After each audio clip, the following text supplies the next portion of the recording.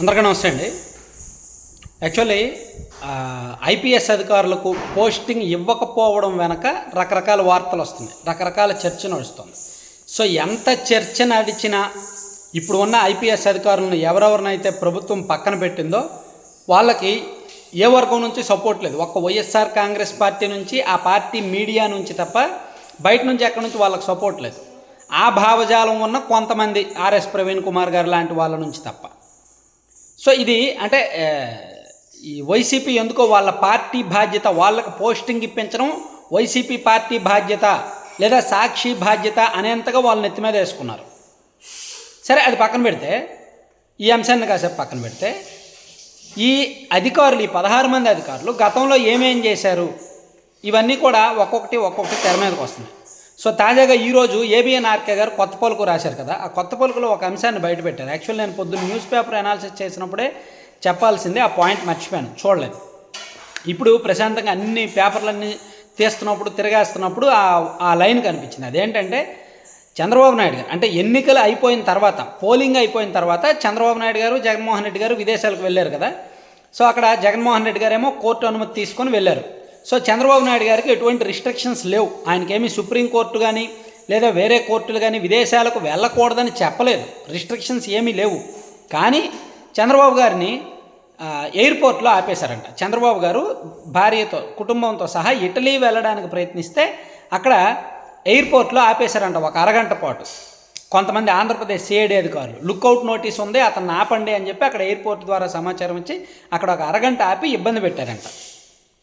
Actually అప్పుడు police డిపార్ట్మెంట్లోనే వేరే ఉన్నతాధికారులు కల్పించుకొని అతనికి కోర్టు ఏమీ రిస్ట్రిక్షన్స్ ఇవ్వలేదు, అతను విదేశాలకు వెళ్ళాలంటే ఎవరి అనుమతి అక్కర్లేదు, అతని మీద ఏమీ లుక్అవుట్ నోటీసులు లేవు, సో ఇమీడియట్గా అతన్ని పంపించండి అని చెప్తే అప్పుడు అతన్ని అలో చేశారు. అందుకే విషయం అప్పట్లోనే కాంట్రవర్సీ అయ్యేది కానీ రాలా. అంటే పోలింగ్ అయిపోయిన తర్వాత బిఫోర్ రిజల్ట్స్ కదా. యాక్చువల్లీ మనకి చంద్రబాబు గారు విదేశాలకు వెళ్ళారని తెలుసు, ఎక్కడికో వెళ్ళారని తెలుసు, కానీ ఏ విధంగా వెళ్ళారు ఏంటని తెలియదు. సో అప్పుడు జరిగింది ఇది. అంటే కొంతమంది ఐపీఎస్ అధికారులు అంతగా కక్ష పట్టారు తెలుగుదేశం పార్టీ మీద, చంద్రబాబు గారి మీద, టీడీపీ శ్రేణుల మీద. అందుకు ఇప్పుడు వీళ్ళు చట్టబద్ధంగానే వెళ్తున్నారు. మీరు ఒకటి ఆలోచించండి, ఎవరిని కూడా సస్పెండ్ చేయాలి.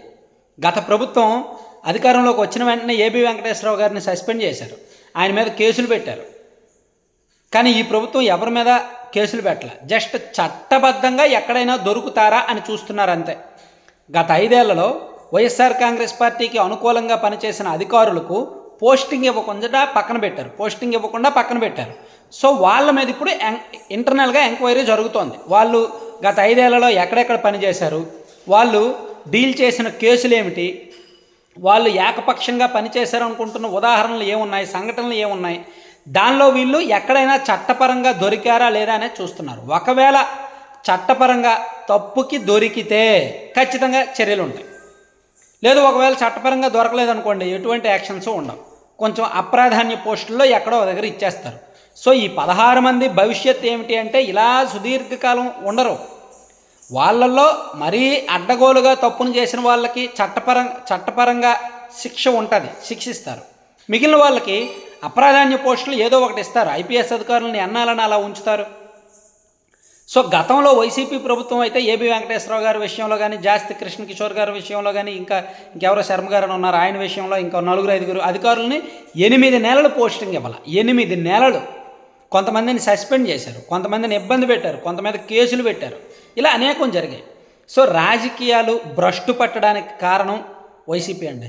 ఒకటి మాత్రం నేను ఓపెన్గా చెప్తున్నా, అసలు 2014లో టీడీపీ అధికారంలో వచ్చినప్పుడు ఇటువంటివి లేవు కదా. మీకు ఆలోచించండి, 2014లో రాష్ట్రంలో టీడీపీ అధికారంలోకి వచ్చింది. అప్పుడు ఇలా ఐపీఎస్ అధికారులను పక్కన పెట్టారా? లేదు కదా. అప్పుడు అందరికీ పోస్టింగ్లు ఇచ్చారు కదా. మరి ఇప్పుడే ఎందుకు పక్కన పెట్టారు? సో ఎందుకంటే గత 5 ఏళ్లలో జరిగిన పొరపాట్లు అన్నమాట ఇవి. సో గత 5 ఏళ్లలో వైసీపీ చేసిన దానికి వీళ్ళు ప్రతీకారం. సో దానికి ప్రజలు డిసైడ్ అవుతారు, వీళ్ళు చేసింది రైటా రాంగా, వీళ్ళు పోస్టింగ్ ఇవ్వకపోవడం తప్ప రైటా అనేది ప్రజలు డిసైడ్ అవుతారు. ప్రజలకు తప్పు అనిపిస్తే వీళ్ళకు కూడా వచ్చే ఎన్నికల్లో బుద్ధి చెప్తారు. లేదు ఆ అధికారులకు అలాగే జరగాలని ప్రజలు భావిస్తే నో ప్రాబ్లం. సో ఏదైనా సరే కొంత టైం ఉంది. ఏదో ఈ 2 నెలల్లోనో 3 నెలల్లోనో తేలిపోవాలి, అందరికీ పోస్టింగ్లు ఇచ్చేయాలంటే కరెక్ట్ కాదు. సో వైసీపీ కొంచెం ఆలోచన వాళ్ళది ఎలాగా మారదు, రాజకీయం బుద్ధి ఎలాగా మారదు, కానీ సో ప్రజలే మారుతారు, ఇంకా ప్రజలే మారుస్తారు.